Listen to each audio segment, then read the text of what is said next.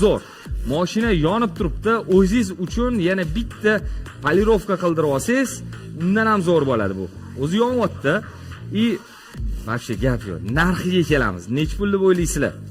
Bunaqa holatdagi avtomobillarni hozir topish klient sotuvda qora bamperlari bilan buni qarang, zo'rligini.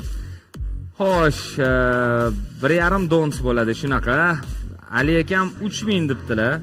Xo'sh, qani davom etamiz. Kim nech pul narx berar ekan? Taxminiylarni aytib o'tinglar yozib. Xo'sh, motor qilinganmi? Yo'q, motor qilinmagan buni. 167 ming motor qilinmagan.